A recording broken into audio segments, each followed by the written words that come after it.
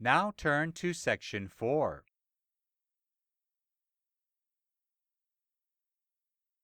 Section 4. You will hear a university lecture on the early development of the telescope. First, you have some time to look at questions 31 to 40.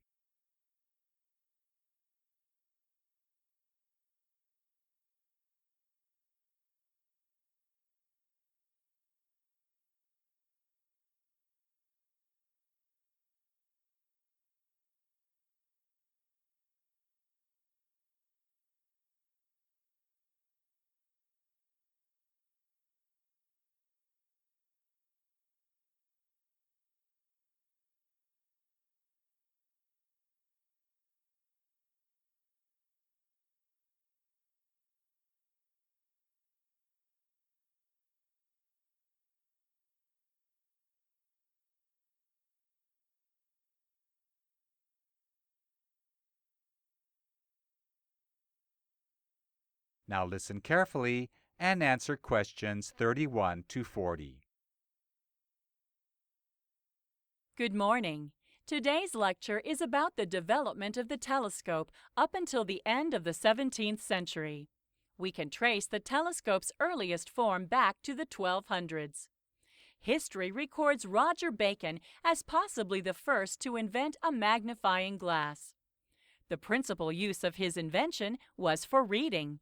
This proved to be a benefit mostly for researchers who, until then, had been forced to give up working while still relatively young because of impaired vision.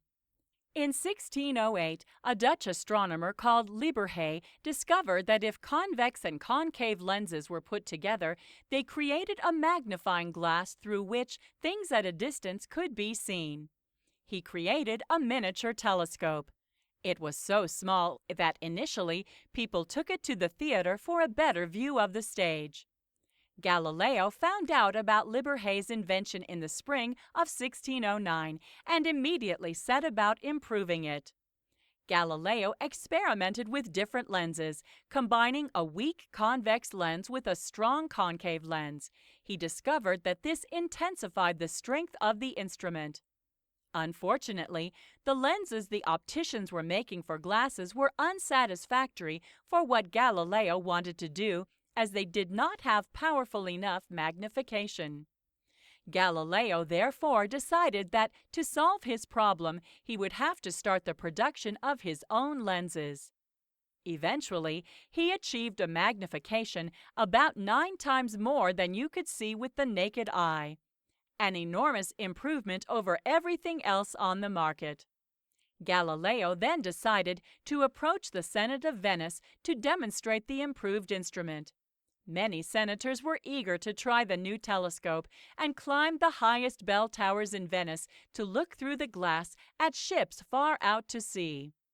The government of Venice were impressed by his invention's obvious potential and envisioned the advantages this eyeglass could have for the army. His first major astronomical discovery with the telescope was that the moon's surface was mountainous and not a perfect sphere as it had always been assumed. During the lunar cycle of 28 days, he found that the shadows seemed to vary with the light.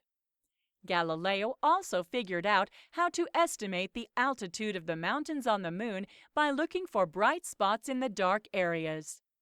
Galileo looked for the spots when it was a half moon, and with geometry was able to calculate the elevation of the mountains. From these calculations, he was able to draw charts of the terrain and show the altitudes of the mountains.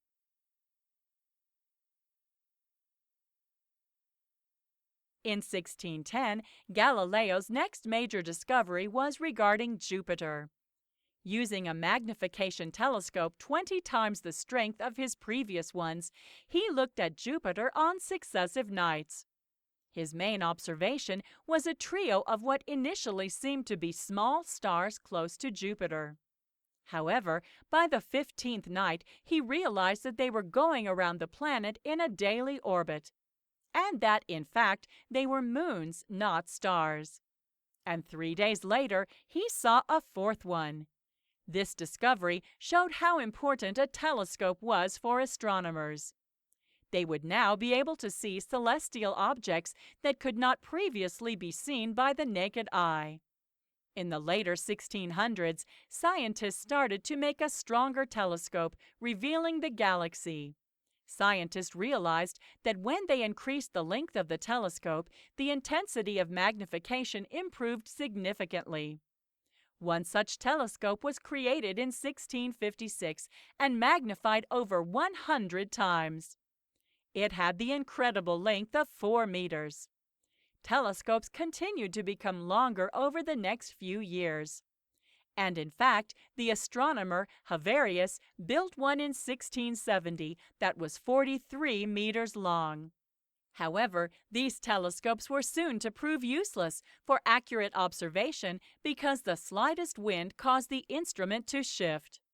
Finally, in 1675, astronomers abandoned the tube telescope and instead mounted the telescope on a building.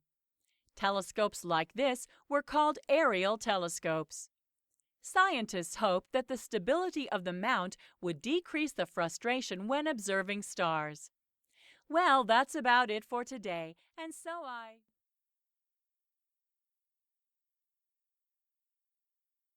That is the end of section 4.